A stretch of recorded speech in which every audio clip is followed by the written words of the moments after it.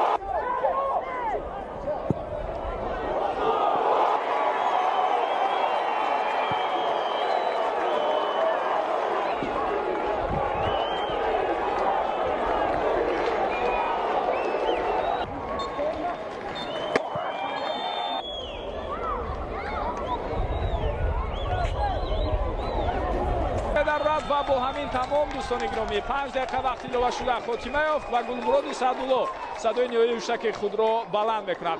яке аз рақобатҳои ҷолибтарин дар доираи бозиҳои даври чоруми лигаи олӣ бо иштироки дастаҳои ҳосилоти ноҳияи Фархор ва бахши шаҳри Бохтар мусовӣ 1-1 ҷамъбаст мешавад.